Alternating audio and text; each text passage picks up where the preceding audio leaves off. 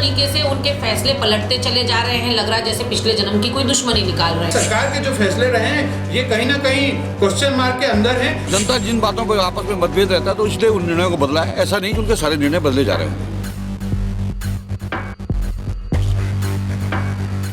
मुख्यमंत्री तीरथ सिंह रावत एक के बाद एक लगातार पिछली त्रिवेंद्र सरकार के फैसले पलट रहे हैं।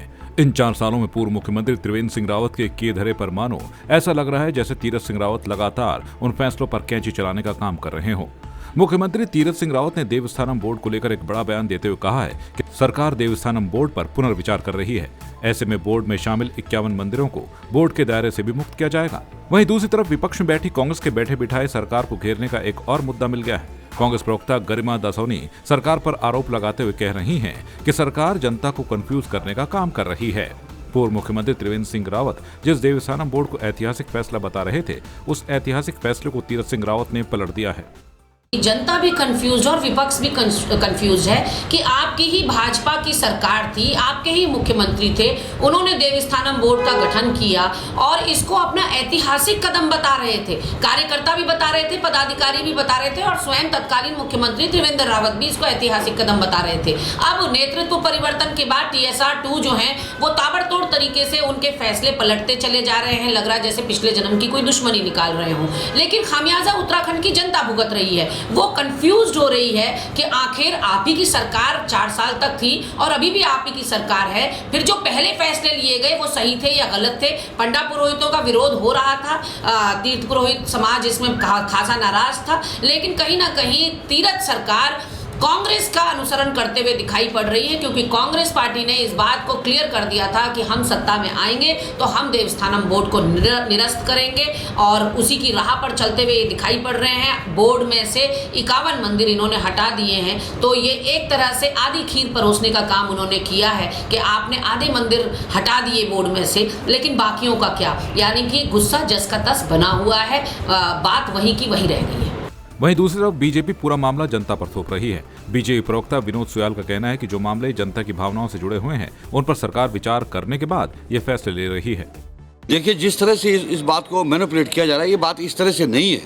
बात यह है कि 4 वर्षों के अंदर त्रिवेंद्र जी ने बहुत सारे सैकड़ों फैसले लिए हैं, तो वो सैकड़ों फैसले नहीं बदले जा रहे हैं। 1-2 फैसले जो जनता में जिनमें आम राय नहीं बन पा रही थी, जैसे देवस्थानम बोर्ड का हो गया, जैसा आपका गैस एंड कमिश्नरी का हो गया, उस पर जनता में विवाद था।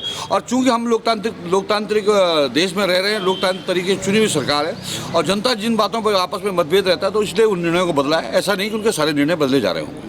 नहीं, दूसरी तरफ मंत्री भी सवाल उठा रहे हैं, हरक सिंह रावत सवाल उठा रहे हैं, रेखा आर्य सवाल उठा रही हैं त्रिवेंद्र सरकार पर, त्रिवेंद्र पूर्व मुख्यमंत्री पर अब जाके बयान सामने आ रहा है। क्या कुछ वजह है? तो देखिए, इसका जवाब तो वो दे पाएंगे, इसका जवाब तो मैं नहीं दे पाऊंगा। लेकिन जहाँ तक मैं सरकार की बात कर रहा हूँ, सरकार ने केवल 1-2 फैसलों पर ही जो रोल बैक किया है वो इसलिए क्या है कि जनहित में उसमें विवाद था।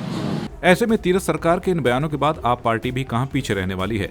आप पार्टी के प्रदेश प्रवक्ता संजय भट्ट का कहना है कि तीरथ सिंह रावत इस प्रकार फैसले पलट रहे हैं जैसे त्रिवेंद्र सिंह रावत दूसरी पार्टी के मुख्यमंत्री रहे हों। देवस्थानम बोर्ड को हम स्थगित करेंगे, लेकिन अभी तक आपने उस पर कुछ नहीं किया। आप सुबह हरिद्वार में ये बात बोलते हैं कि देवस्थानम बोर्ड पे हम ये करेंगे वो करेंगे, लेकिन शाम तक आपकी कैबिनेट में उस पर बात भी नहीं होती। हमारे प्रदेश प्रभारी दिनेश मोहनिया जी ने भी प्रेस के सामने आकर यह कहा कि देवस्थानम बोर्ड को हटाना चाहिए और देवस्थानम बोर्ड समाप्त होना चाहिए, क्योंकि जो पंडित पुजारी हैं, जो लोग इतने वर्षों से, सैकड़ों सालों से वहां पूजा पाठ करके अपना किसी प्रकार से आय चलाते हैं, घर चलाते हैं, वो भी 4 महीने जब हमारे 4 धाम खुलते हैं भैया, बाकी तो बर्फ पड़ी रहती है या उनके पास काम ही नहीं होता, यानी वो 4 महीने काम करके पूरा साल गुजारा करते हैं किसी प्रकार से, उनके ऊपर आप शिकंजा बैठा देते हो। तो ये सरकार के जो फैसले रहे हैं ये कहीं ना कहीं क्वेश्चन मार्क के अंदर हैं।